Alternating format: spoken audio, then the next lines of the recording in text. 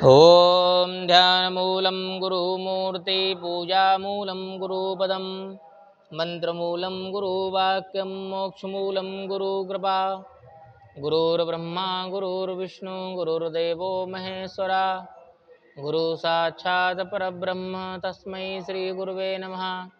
तस्मै श्रीगुरुवे नमः।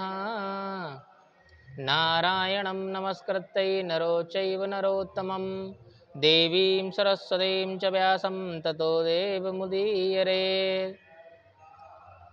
आकारत्रयीसम्पन्नां अरविन्दनिवासिनीं अशेषजगत्सिन्धुनीं वन्दे वरदवल्लभां लक्ष्मीनाथसमारम्भां नाथया मुनिमध्यमाम् अस्मदाचार्यपर्यन्तां वन्दे गुरुपरम्पराम्। वन्दे गुरुपरम्परां। श्रीमन्नारायण नारायण नारायण भजमन्नारायण नारायण नारायण श्रीमन्नारायण नारायण नारायण। लक्ष्मी नारायण भगवान की जय। वृंदावन बिहारी लाल की जय। एकादशी महारानी की जय। आज जो है वो कार्तिक शुक्ल पक्ष एकादशी है और हम लोग कार्तिक शुक्ल पक्ष में पड़ने वाली उस महान एकादशी हरि प्रबोधनी एकादशी की कथा का श्रवण करेंगे। तो कथा जो है वो कुछ इस प्रकार से है कि भगवान श्री कृष्ण कहते हैं कि हे राजन, कार्तिक के शुक्ल पक्ष में जो एकादशी होती है उसका जैसा वर्णन लोक सृष्टा ब्रह्मा जी ने नारद जी से किया है वही मैं तुम्हें बताता हूँ। क्या है? नारद जी ने क्या कहा था पिताजी से, जिसमें धर्म कर्म में प्रवृत्ति कराने वाला भगवान गोविंद जागते हैं, उस प्रबोधनी एकादशी का महात्म बतलाइए। तब ब्रह्मा जी कहते हैं कि हे मुनिश्रेष्ठ, प्रबोधनी का महात्म पाप का नाश, पुण्य की वृद्धि, उत्तम बुद्धि वाले पुरुषों को मोक्ष प्रदान करने वाली है। समुद्र से लेकर के सरोवर तक जितने भी तीर्थ हैं वे सभी अपने महात्म की तभी तक गर्जना करते हैं जब तक कार्तिक मास में भगवान विष्णु की प्रबोधनी तिथि नहीं आ जाती।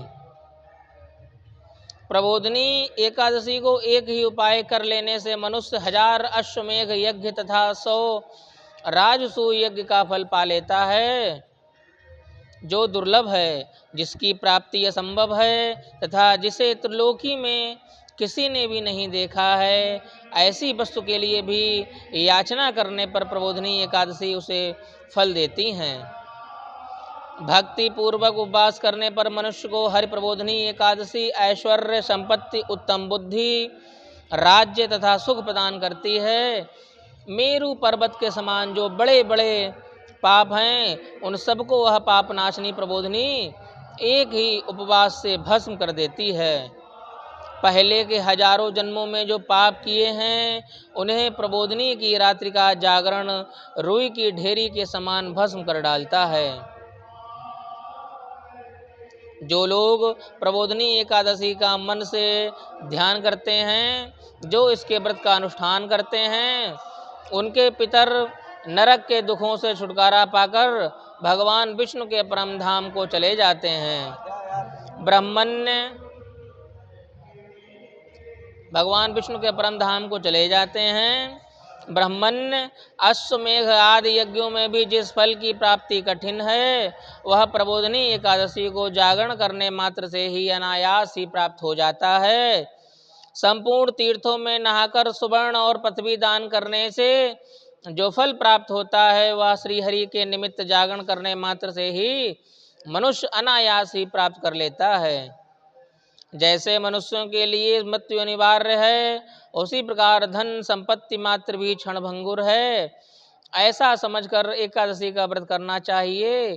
तीनों लोकों में जो कोई भी तीर्थ संभव हैं वे सब प्रबोधनी एकादशी का व्रत करने वाले मनुष्य के घर में मौजूद रहते हैं। कार्तिक की हरि प्रबोधनी एकादशी पुत्र तथा पौत्र प्रदान करने वाली है। जो प्रबोधनी को उपवास करता है वही ज्ञानी, वही योगी, वही तपस्वी और जितेंद्रिय होता है। तथा उसी को भोग और मोक्ष की प्राप्ति होती है। प्रबोधिनी एकादशी को भगवान विष्णु के उद्देश्य से मानव जो स्नान, दान, जप और होम करता है वह सब अक्षय होता है। जो मनुष्य उस तिथि को उपवास करके भगवान माधव की भक्ति पूर्वक पूजा करते हैं वे 100 जन्मों के पापों से भी छुटकारा पा जाते हैं। इस व्रत के द्वारा देवेश्वर जनार्दन को संतुष्ट करके मनुष्य संपूर्ण दिशाओं को अपने तेज से प्रकाशित करता हुआ श्रीहरि के बैकुंठ धाम को प्राप्त होता है।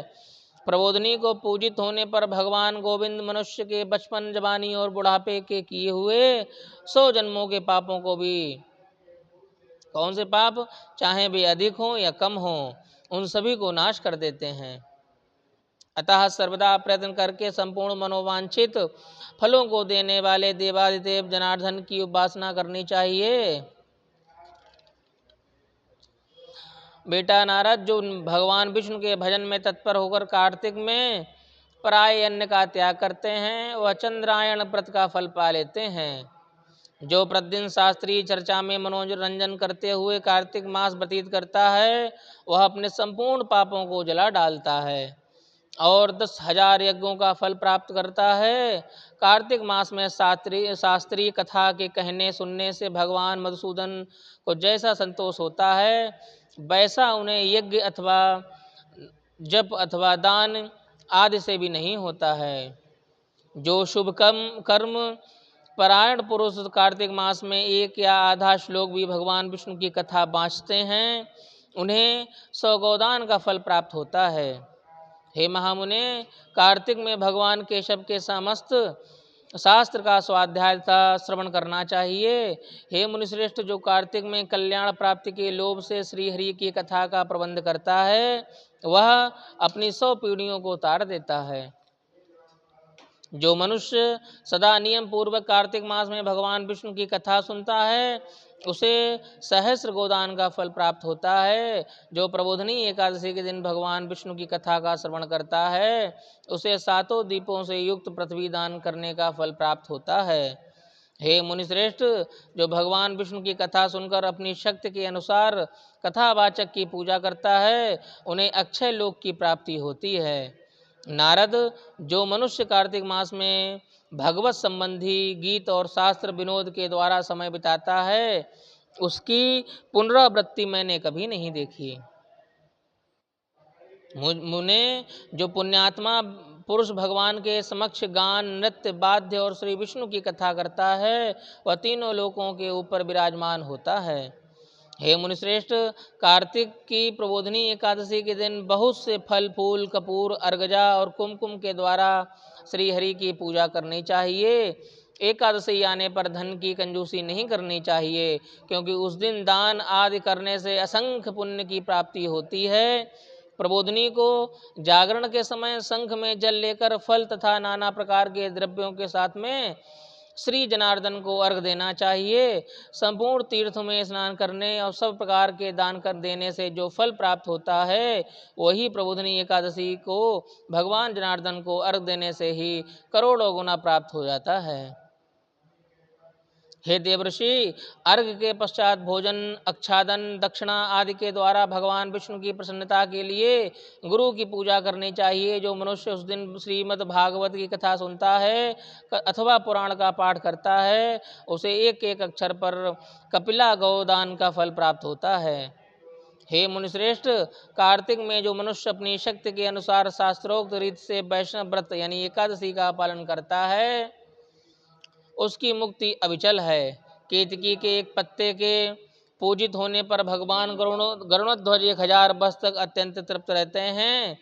देवर्षि, जो अगस्त के फूल से भगवान जनार्दन की पूजा करता है उसके दर्शन मात्र से ही नरक की आग स्वतः ही बुझ जाती है, शांत हो जाती है। हे वत्स, जो कार्तिक में भगवान जनार्दन को तुलसी के पत्र और पुष्प अर्पण करते हैं उनका जन्म भर का किया हुआ सारा पाप अनायास ही भस्म हो जाता है।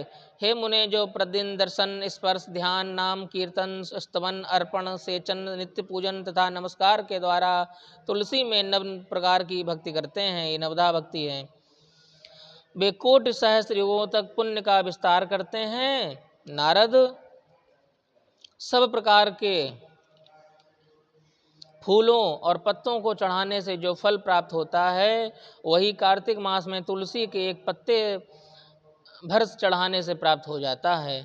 कार्तिक आया देखकर प्रतिदिन नियम पूर्वक तुलसी के कोमल पत्तों से महाविष्णु श्री जनार्दन का पूजन करना चाहिए। 100 यज्ञों के द्वारा देवताओं का यजन करने और अनेक प्रकार के दान करने से जो पुण्य प्राप्त होता है वो कार्तिक में तुलसी दल मात्र से ही केशव की पूजा करने पर प्राप्त हो जाता है। इसमें तनिक भी संदेह नहीं है और अंततोगत्वा वो बैकुंठ को प्राप्त होता है। इसी के साथ में आज की एकादशी हर प्रबोधनी एकादशी की कथा का महत्व जो है वो यहीं पर समाप्त होता है। लक्ष्मी नारायण भगवान की जय, वृंदावन बिहारी लाल की जय, एकादशी महारानी की जय। जय जय श्री राधे सीताराम।